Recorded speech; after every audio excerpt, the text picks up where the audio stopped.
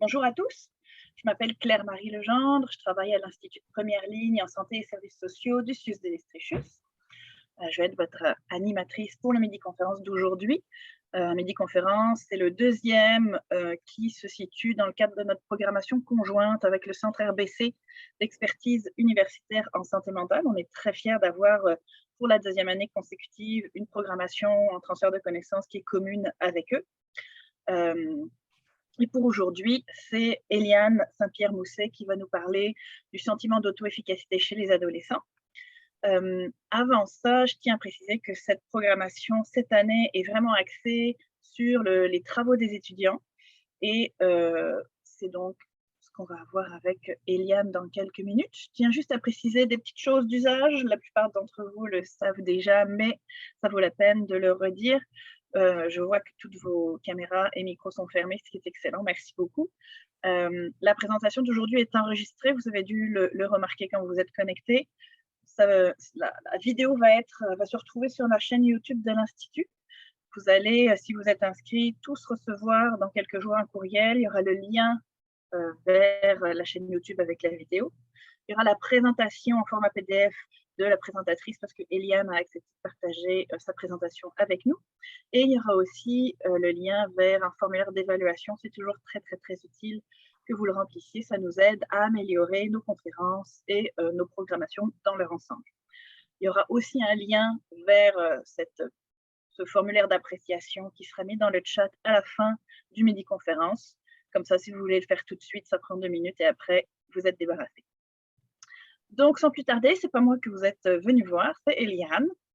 Donc, Eliane est présentement étudiante à la maîtrise en sciences de la santé à l'Université de Sherbrooke.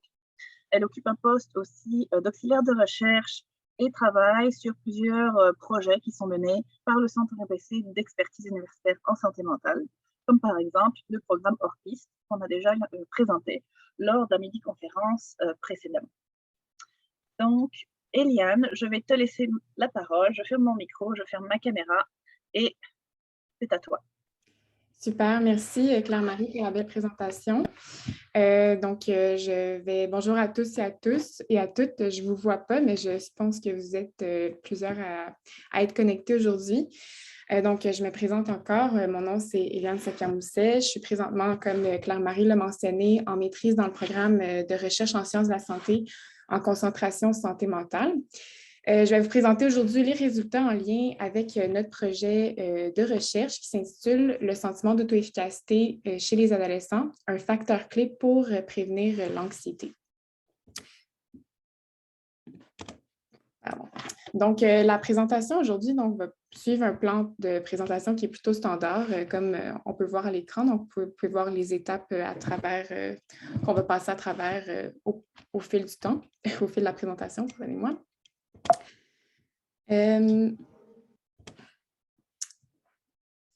Donc, avant de débuter, je veux réitérer la présence inquiétante de symptômes d'anxiété et des troubles anxieux dans la population. C'est effectivement la classe de troubles la plus courante avec la dépression. Ils font aussi partie des psychopathologies les plus fréquentes chez les enfants et les adolescents. Selon l'Institut de la statistique du Québec, on aurait une proportion de 17% d'élèves qui auraient reçu un diagnostic de troubles anxieux en 2016-2017, ce qui représente une bonne proportion. Ce qui est troublant là-dedans, c'est que si ces symptômes ne sont pas détectés rapidement, ils peuvent mener à de la détresse psychologique chez nos jeunes.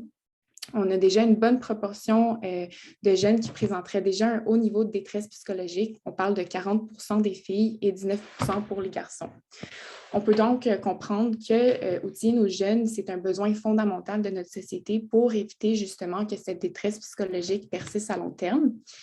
Il y a quelques programmes de prévention qui ont été créés dans les dernières années pour remédier à ce problème et donc aider les jeunes à acquérir des nouvelles compétences comme des compétences psychosociales. On va parcourir la problématique maintenant. Je viens de vous présenter quelques points en lien avec l'anxiété et les troubles anxieux. Ce qui diffère en fait les troubles anxieux de l'anxiété qui est normale, c'est que les troubles anxieux interfèrent avec le fonctionnement quotidien d'une personne. Certains symptômes sont communs à tous les troubles, par exemple une peur excessive, un sentiment d'appréhension et la difficulté à accomplir des tâches quotidiennes. Par contre, la source de peur, elle est différente selon le trouble dont une personne est atteinte. Donc, selon le DSM-5, la prévalence des troubles anxieux varie environ de 0,03 à 12% dans la population générale. Je vais vous présenter quelques troubles anxieux qui sont pertinents dans le contexte de notre étude. On a en premier donc le trouble d'anxiété de séparation, qui en fait représente une peur excessive en lien avec la séparation de figures d'attachement, comme par exemple les parents d'un jeune. Ensuite, le trouble d'anxiété sociale, ça représente une peur qui est excessive en lien avec des situations sociales où la personne pourrait être observée. Donc, par exemple, dans le contexte d'un oral ou dans un contexte de groupe, là, quand on parle dans un contexte de groupe. Ensuite, le trouble panique, ça représente des attaques de panique qui sont récurrentes et imprévues. Et puis, pour finir, le trouble d'anxiété généralisée, qui est aussi connu sous l'acronyme TAG, qui représente en fait une anxiété qui est persistante au sujet de divers domaines de la vie. Donc, l'avancement des connaissances en lien avec l'anxiété a permis aux chercheurs de statuer en fait que les symptômes d'anxiété et les troubles anxieux sont extrêmement répandus chez les enfants et les adolescents. Il y a d'autres chercheurs qui ont donc commencé à s'intéresser à l'impact que ces symptômes peuvent avoir sur les adolescents. Donc, en premier, l'adolescence en soi, elle est considérée comme étant une période de stress psychologique accru, puisqu'il y a énormément de changements qui se produisent durant cette période, autant au niveau cognitif que biologique. Elle représente aussi une période de transition entre la dépendance à la famille, à un fonctionnement qui est plus autonome. Les symptômes d'anxiété, les troubles anxieux sont donc naturellement beaucoup plus fréquents durant cette période et peuvent aussi affecter plusieurs sphères de la vie du jeune. Par exemple, comme on peut le voir à votre droite, au niveau psychologique, les troubles anxieux ont une tendance chronique et récurrente et sont souvent en comorbidité avec d'autres troubles comme la dépression majeure et les troubles liés à la consommation.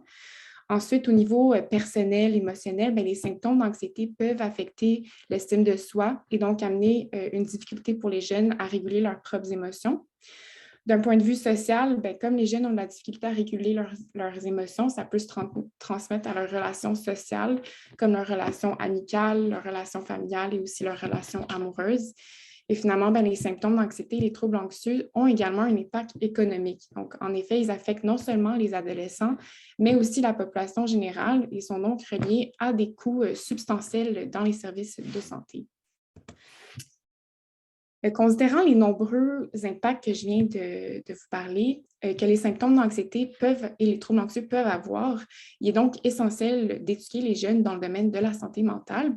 C'est ce qui m'amène à vous parler de la prévention.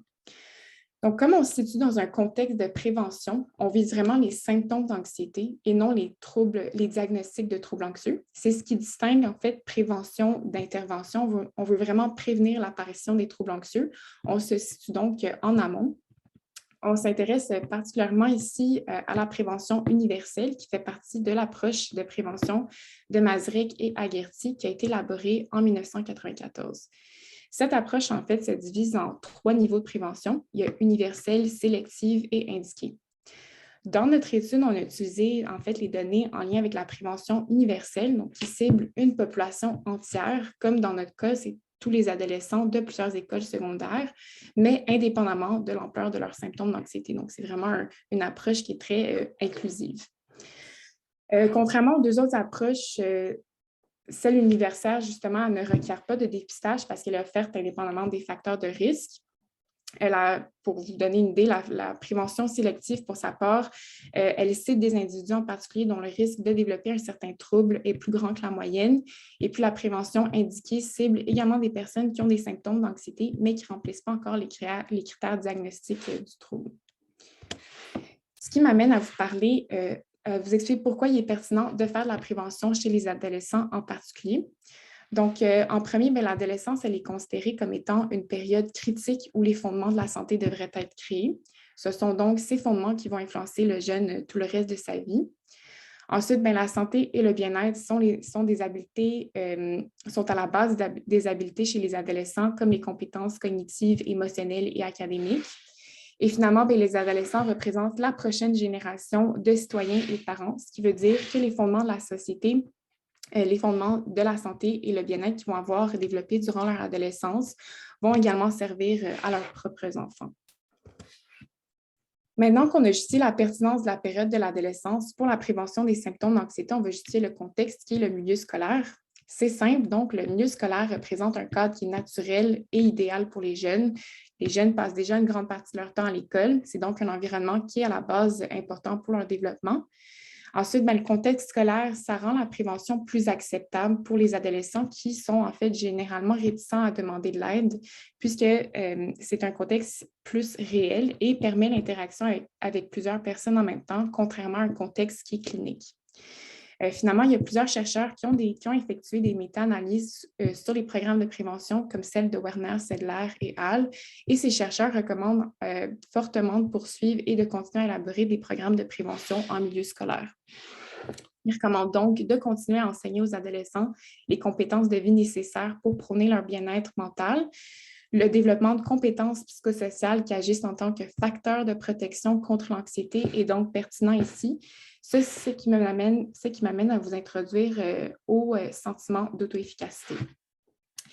Le concept du sentiment d'auto-efficacité, en fait, il est défini comme étant les croyances qu'une personne détient face à ses capacités à organiser et exécuter des actions dans le but d'atteindre certains objectifs. Ces croyances influenceraient donc notre motivation, nos émotions et nos actions.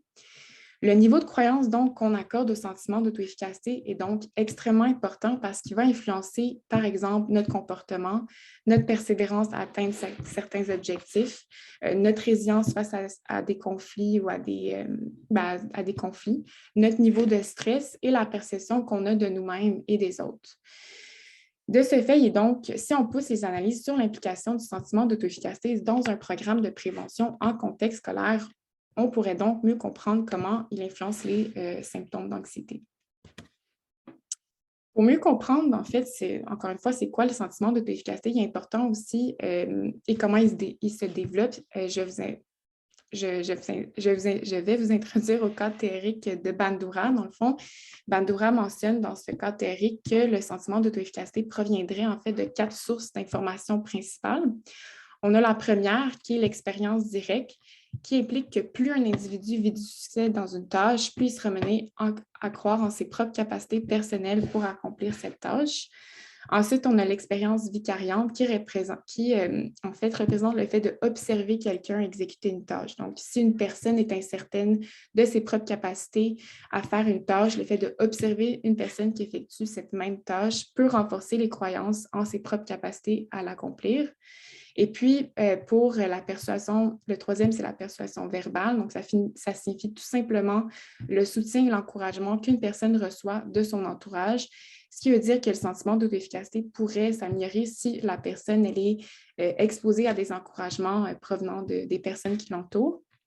Finalement, les états physiologiques et émotionnels qu'on éprouve en s'engageant dans une tâche peuvent influencer aussi la façon dont on perçoit notre propre compétence. Donc, toute cette problématique que je viens de vous faire un petit résumé, ça nous a mené à la question suivante. Donc, comment est utilisé le concept du sentiment d'auto-efficacité dans les études sur les programmes de prévention d'anxiété pour les adolescents en milieu scolaire? Et c'est donc en fonction de cette question qu'on a effectué une recension des écrits. Dans le contexte de cette conférence, je ne vais pas vous passer à travers toutes les étapes de la recension, mais je vais vous présenter des points importants à savoir pour être au courant de ce qui a été fait justement dans la littérature. Donc, on a recensé au total 12 articles qui ont considéré justement le sentiment d'auto-efficacité dans leur programme de prévention. Si on se penche justement sur le concept du sentiment d'auto-efficacité dans ces études, parmi les 12, il y en avait seulement 4 qui ont eu des résultats significatifs en lien avec le sentiment d'auto-efficacité spécifiquement. Il y en a 3 d'entre elles qui ont obtenu une augmentation du sentiment d'auto-efficacité et une diminution des symptômes d'anxiété suite à l'application de leur programme, soit celle de Felshman et Hall et celle de Shoshani et Hall et celle de McMullen et McMullen. Ensuite, il y a une étude qui a eu une augmentation du sentiment d'auto-efficacité, mais qui n'a pas eu de diminution de symptômes d'anxiété, qui est celle de Leventhal et Hall. Et finalement, il y a seulement 2 études qui ont mentionné avoir exploré le lien entre l'augmentation du sentiment d'auto-efficacité et la diminution de l'anxiété dans leur étude, qui est celle de Felshman et al. Et celle de Shoshani et al., comme on peut voir en haut du tableau. Donc, suite aux lectures des 12 articles, j'ai pu dégager différents constats en lien avec l'utilisation du concept du sentiment d'auto-efficacité. Si on regarde de plus près les analyses qui ont été faites en rapport avec le sentiment d'auto-efficacité, on réalise que ce sont des analyses qui sont très variables. Donc, la manière de l'évaluer et l'importance accordée à ce concept à travers les études varient. Pour la plupart des études, l'analyse du sentiment d'auto-efficacité était plutôt exploratoire. Donc, en effet, pour la plupart des études, donc d'un point de vue du côté limite, pour la plupart des études, le sentiment d'auto-efficacité a été mesuré en tant que partie intégrante d'un concept qui est plus vaste. Donc, c'est-à-dire qui représentait, par exemple, qu'une partie des compétences psychosociales, que des compétences sociales et émotionnelles mesurées dans l'étude. Ensuite, pour certaines études, la mesure du sentiment d'auto-efficacité faisait partie d'un objectif secondaire à des fins observationnelles, c'est-à-dire que les chercheurs voulaient tout simplement voir si leur programme avait une influence sur le sentiment d'auto-efficacité. Ensuite, il y a certaines études où est-ce que la pertinence du sentiment d'auto-efficacité n'était pas vraiment justifiée, donc c'est-à-dire que le concept n'était pas expliqué ni dans l'introduction pour comprendre son rôle potentiel et ni dans la discussion pour comprendre les résultats dans l'étude. En tant que lecteur, il est donc difficile d'avoir une compréhension de l'influence du sentiment d'auto-efficacité sur les symptômes d'anxiété dans ces programmes de prévention. Il y a certaines études qui ont, par contre, faire une analyse un peu plus poussée, donc du côté force à votre droite, ce qui nous a permis de dégager donc certaines forces. Par exemple, l'étude de Shoshani et al., les chercheurs nous mentionnent que leur programme a été mis sur pied en fonction de certaines composantes en lien avec le sentiment d'auto-efficacité. Il y a aussi certaines études qui ont offert une explication dans leurs résultats qui évoquaient de la théorie des 4 sources de Bandura, comme l'étude de Turk et Katmer. Donc, cette étude a poussé son analyse du sentiment d'auto-efficacité un peu plus loin, puisque les auteurs nous ont offert une explication basée sur la théorie de Bandura que je vous ai mentionnée un peu plus haut pour justifier leurs résultats. Donc, en résumé, la recension nous a permis de reconnaître que les programmes de prévention pour adolescents en milieu scolaire qui ont considéré le sentiment d'auto-efficacité se sont déroulés dans des contextes variables et ont aussi obtenu des résultats variables. Et puis, la recension nous a aussi permis de reconnaître que le concept du sentiment d'auto-efficacité, c'est un concept qui existe dans les programmes de prévention d'anxiété, mais que son niveau d'analyse est jusqu'à aujourd'hui plutôt exploratoire. C'est ce qui nous a mené à nos objectifs de recherche. Donc, notre premier objectif, c'était de décrire le sentiment d'auto-efficacité et les symptômes d'anxiété des adolescents avant un programme de prévention. Notre deuxième objectif, c'était d'explorer l'association entre le sentiment d'auto-efficacité et les symptômes d'anxiété et comparer le sentiment d'auto-efficacité selon différents groupes, donc un groupe considéré anxieux et non anxieux avant un programme de prévention encore. Et comme troisième objectif, on voulait explorer l'effet prédicteur du sentiment d'auto-efficacité sur les symptômes d'anxiété et explorer les changements des symptômes d'anxiété des données pré aux données post et puis voir l'effet s'il y avait un effet d'interaction du sentiment d'auto-efficacité sur ces changements. Donc, je vais parcourir encore une fois brièvement la méthode, donc sans trop aller en détail par faute de temps, justement. En ce qui concerne le devis, donc, on a effectué une analyse secondaire d'une étude primaire intitulée Hors-piste, comme Claire-Marie l'a mentionné tantôt. Le devis qu'a utilisé, en fait, Hors-piste, c'est un devis quantitatif de type quasi-expérimental pré-post à groupe unique. Donc, pour notre étude, les données qui nous intéressaient ont effectivement été recueillies avant et après un programme de prévention sur un seul groupe. Initialement, il y avait un groupe contrôle, mais malheureusement, à cause du COVID, les données du temps 2, c'est-à-dire donc après l'intervention, n'ont pas pu être récoltées pour le groupe contrôle.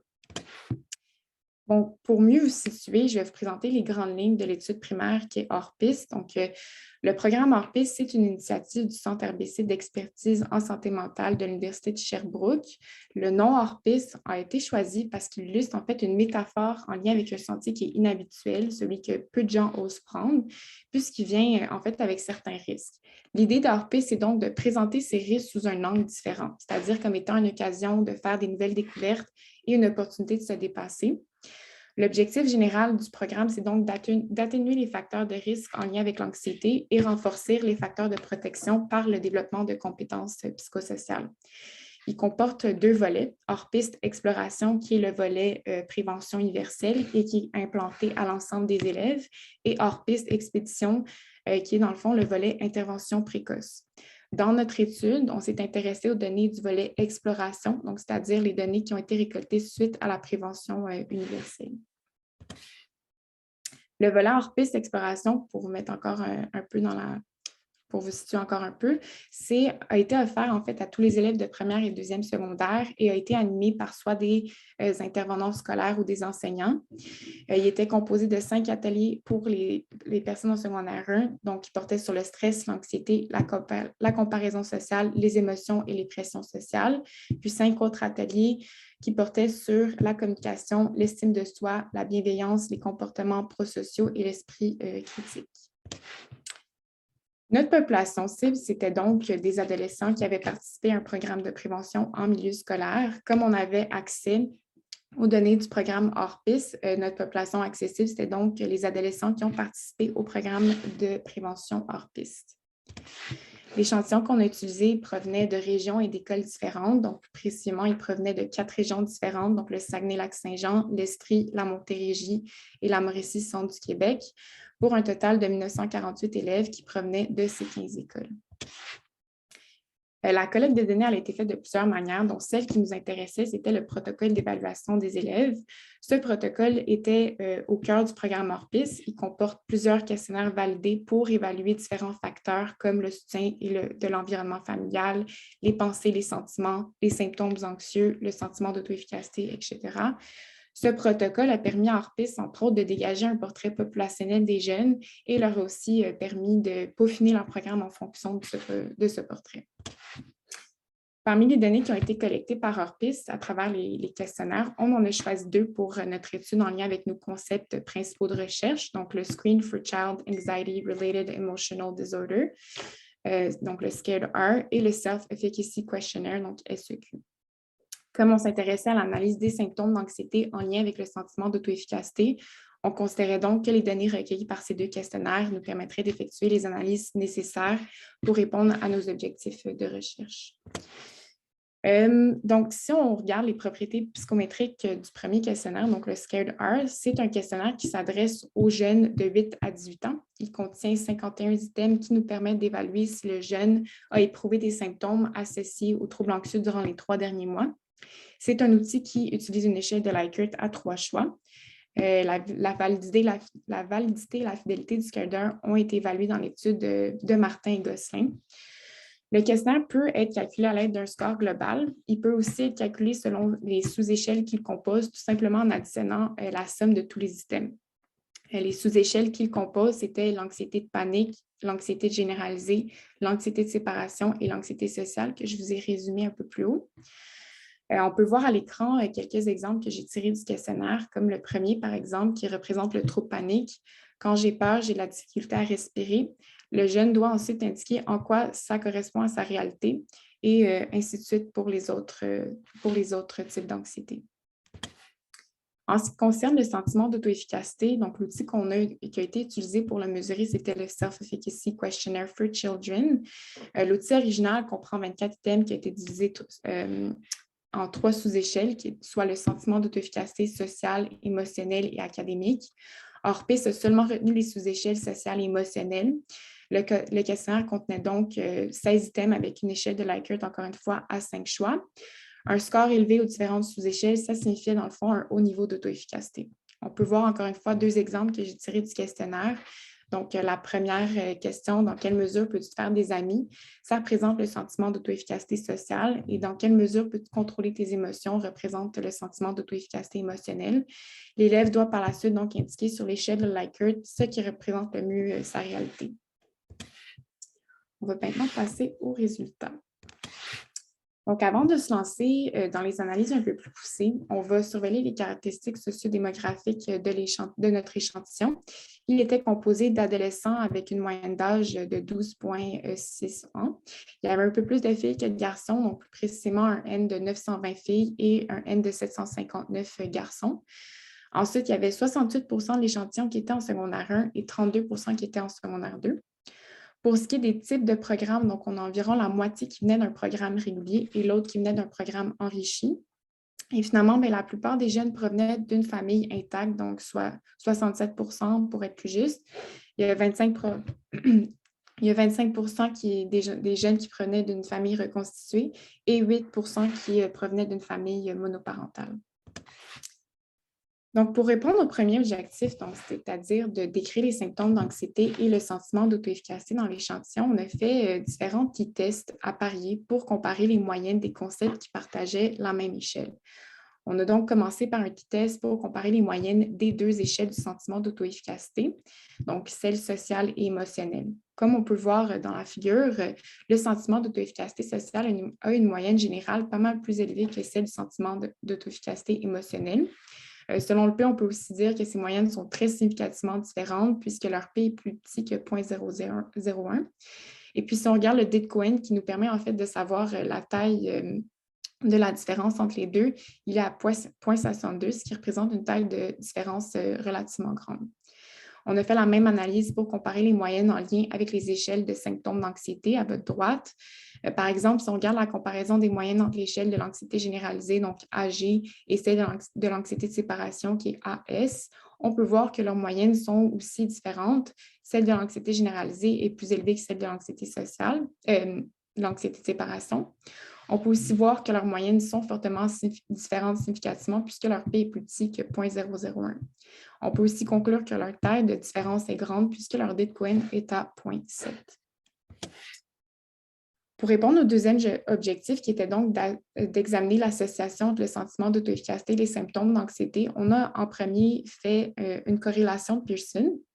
Donc, selon le tableau qu'on peut voir, on peut voir que les symptômes de tous les types d'anxiété sont corrélés négativement avec les deux types de sentiments d'auto-efficacité et le sentiment d'auto-efficacité totale. Donc, selon le P, on peut aussi conclure qu'ils sont fortement significatifs. On peut voir que le sentiment d'auto-efficacité émotionnelle a particulièrement une forte corrélation négative avec les symptômes d'anxiété généralisée et avec les symptômes d'anxiété de panique. On parle de 0,58 pour l'anxiété généralisée et de 0,47 pour l'anxiété de panique. Pour ce qui est du sentiment d'auto-efficacité sociale, on peut voir qu'il y a une forte corrélation négative avec les symptômes d'anxiété de la phobie sociale. On parle donc de 0,43.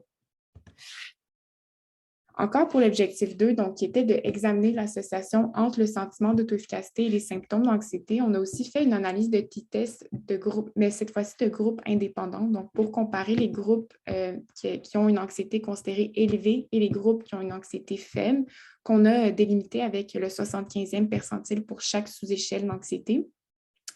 Donc, selon le P, on peut voir que les groupes d'anxiété élevée et d'anxiété faible ont des moyennes significativement différentes de sentiments d'auto-efficacité pour tous les types d'anxiété. Par exemple, pour les symptômes de l'anxiété généralisée, donc le premier à gauche, la moyenne du sentiment d'auto-efficacité dans le groupe qui a une anxiété considérée élevée, elle est de 48,1 et elle est de 57,78 pour le groupe ayant une anxiété considérée faible. On peut donc clairement voir qu'il y a une différence de moyenne entre ces groupes et que la moyenne du sentiment d'auto-efficacité est significativement plus élevée chez les groupes qui ont des symptômes d'anxiété plus bas. On tombe maintenant dans l'objectif 3, donc pour examiner le rôle du sentiment d'auto-efficacité sur les symptômes d'anxiété des adolescents, on a fait une régression linéaire multivariée.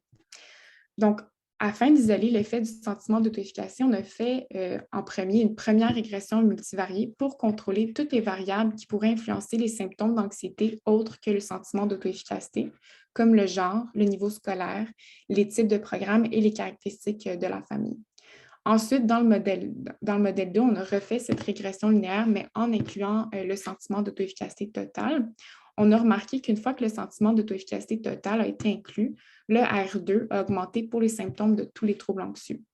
Donc, par exemple, si on regarde le tableau à l'écran pour les symptômes de l'anxiété de séparation, si on compare le bloc 1 au bloc 2, on peut voir que le R2, qui représente en fait le pourcentage des symptômes d'anxiété prédits par les variables indépendantes, était de 7 %, et qu'une fois que le sentiment d'auto-efficacité a été ajouté, il a passé à 17 ce qui suggère une variation du R2 de 10 évidemment. Ça veut dire donc que les symptômes de l'anxiété de séparation étaient expliqués à 7 lorsqu'il y avait juste les covariables et ils étaient expliqués à 17 une fois que le sentiment d'auto-efficacité a été inclus dans le modèle. Aussi, on peut voir que les prédicteurs qui sont statistiquement significatifs dans le modèle 2 sont le genre, le type de programme, le niveau scolaire et le sentiment d'auto-efficacité.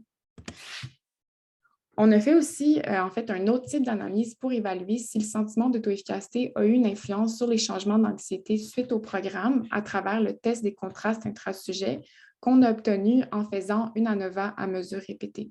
Donc, afin de mieux vous situer, ce test nous permet de savoir si, à travers les changements des symptômes d'anxiété qu'il y a eu entre les données pré et post, donc avant le programme et après le programme, si le sentiment d'auto-efficacité a eu en fait un effet d'interaction sur ces changements de symptômes. On a donc vérifié en premier l'effet du programme sur les symptômes d'anxiété en général. Comme on peut voir sur la figure à votre gauche, tous les types d'anxiété ont eu une diminution significative de leurs symptômes d'anxiété suite au programme avec un P de 0,05. Ensuite, on a regardé l'analyse des contrastes intrasujets et on a observé que le sentiment d'auto-efficacité a eu un effet d'interaction significatif seulement pour l'anxiété généralisée. Maintenant, il est bien beau de savoir que le sentiment d'auto-efficacité a eu un effet d'interaction pour les symptômes de l'anxiété généralisée. Il reste à savoir dans quel sens. On a donc choisi de créer une nouvelle variable qui représentait la différence des symptômes de l'anxiété généralisée entre les données pré- et post-intervention. Par la suite, on a fait une analyse de corrélation entre cette nouvelle variable et le sentiment d'auto-efficacité total initial des jeunes. Et ça nous a donné un coefficient de corrélation positive à 0,07. Ça suggère donc que plus les jeunes ont un score de sentiment d'auto-efficacité élevé initialement, plus leur diminution de symptômes d'anxiété entre les données pré- et post sera plus grande également.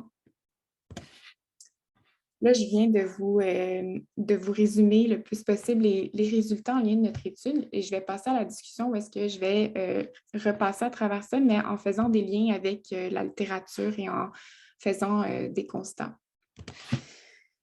Donc, dans le premier objectif, on a observé plutôt que le sentiment d'auto-efficacité sociale et émotionnelle avait des moyennes significativement différentes et que celle du sentiment d'auto-efficacité sociale était plus élevée que celle émotionnelle.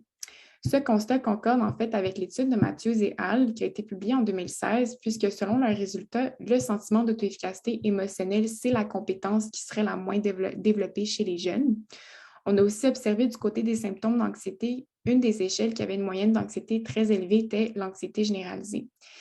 Ça ne concorde pas nécessairement avec le DSM-5 en lien avec les troubles anxieux, puisque généralement, les symptômes qu'on retrouve le plus chez les enfants et les adolescents, ce sont les symptômes en lien avec l'anxiété de séparation et l'anxiété sociale. Les symptômes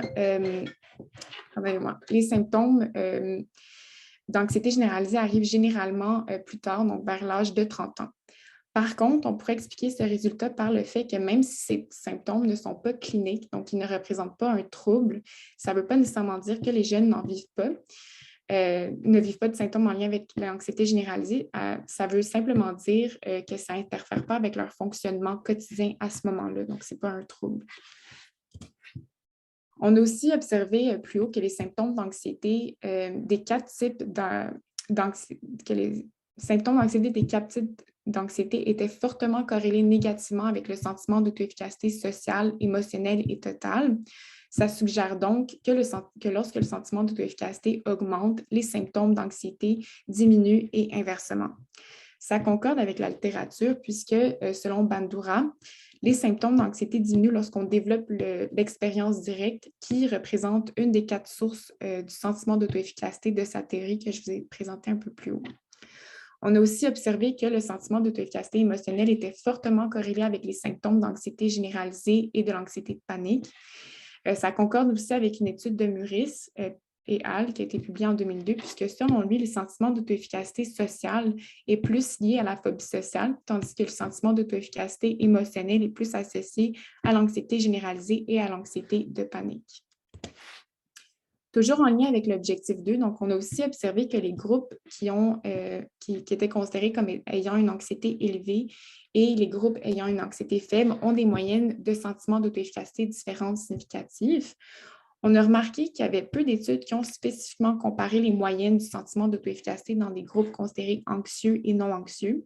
Les études qui ont utilisé les concepts du sentiment d'auto-efficacité et de l'anxiété ensemble ont surtout examiné le lien corrélationnel entre les deux. Par contre, on peut dire que les résultats font tout de même du sens puisque ça suggère que quand une personne a un sentiment d'auto-efficacité élevé, leurs symptômes d'anxiété seront plus bas.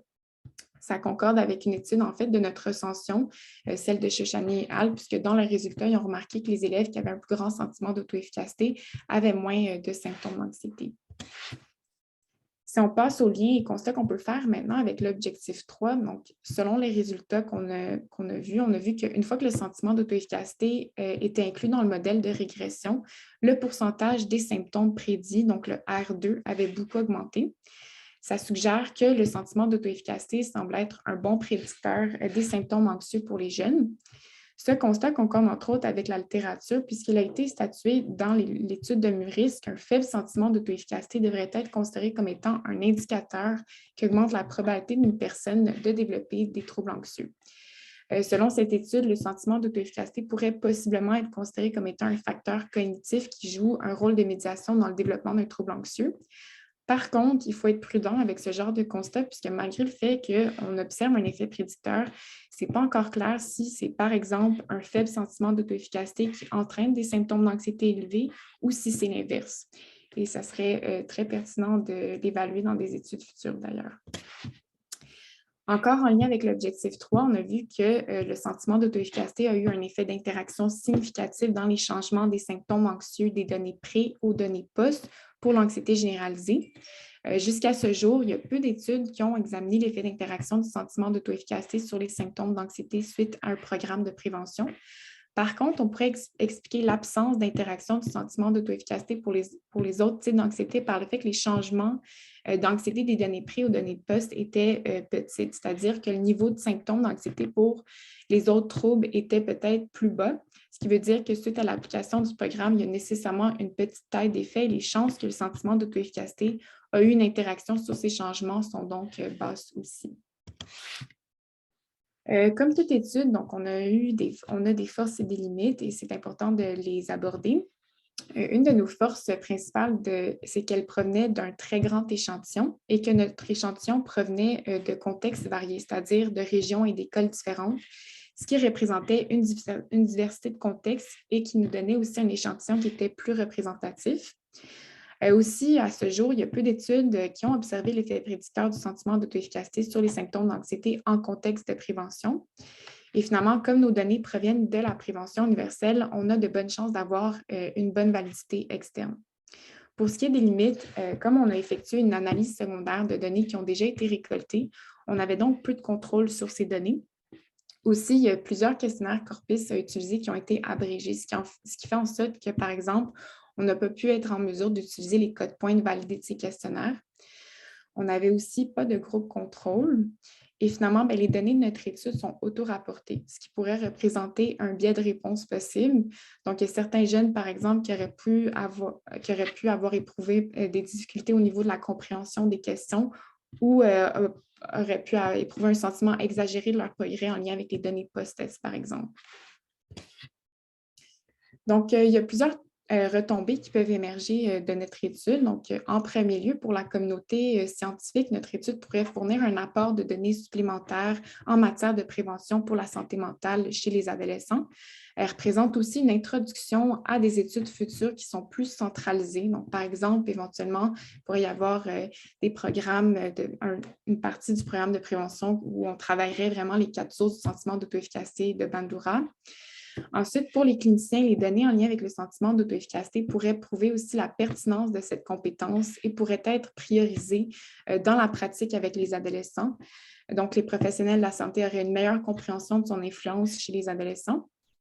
On pourrait aussi avoir des retombées pour la communauté scolaire. Donc, notre étude pourrait permettre une meilleure compréhension des facteurs de protection et comment les inclure éventuellement dans leur système éducatif. Notre étude pourrait aussi permettre aux écoles d'avoir une prise de conscience par rapport à la santé mentale de leurs jeunes et comment mieux les supporter. Et elle pourrait aussi contribuer aux connaissances en lien avec le support adéquat de la part des enseignants auprès de leurs élèves afin de les soutenir et les encourager dans leur parcours scolaire. Finalement, notre étude permettrait aussi aux adolescents d'avoir une transition vers l'âge adulte qui est plus saine. Elle pourrait contribuer à diminuer le stress et l'anxiété que les jeunes vivent en milieu scolaire et leur donner une chance d'avoir une meilleure estime de soi. Elle pourrait aussi contribuer à prôner une atmosphère d'apprentissage axée sur l'encouragement. Puis, à long terme, elle pourrait aussi contribuer éventuellement à la prévention du décrochage scolaire. En tant que perspective future, puisqu'on a remarqué qu'il y avait, dans la recension, qu'il y avait peu d'études qui avaient justement évalué les 4 sources du cadre théorique de Bandura qui est à la base, qui est le fondement justement du sentiment d'auto-efficacité, ça serait vraiment pertinent de créer des ateliers éventuellement qui travaillent spécifiquement ces 4 sources pour voir les effets directs sur les jeunes. Aussi, dans le processus de prévention, il serait vraiment pertinent d'inclure les parents et les enseignants, c'est-à-dire de créer une partie du programme qui sont spécifiquement dédiés à eux. Donc, en effet, pour augmenter la réussite préventive, les parents et les enseignants qui ont une grande influence sur la vie des jeunes devraient également contribuer à offrir un environnement justement axé sur l'encouragement et le support pour permettre aux jeunes de mieux développer ses compétences psychosociales. Les jeunes seraient donc affichés à ces apprentissages non seulement dans les ateliers de prévention, mais aussi dans d'autres milieux comme à la maison et en contexte de cours avec leurs enseignants. Donc, je vous tiens à remercier mes directrices qui ne sont pas présentes, Annie Lemieux pour le soutien statistique, le Centre RBC d'expertise en santé mentale qui m'a permis de vous présenter mon projet aujourd'hui, mes collègues étudiants et ma famille. Donc, voilà, merci beaucoup pour votre écoute.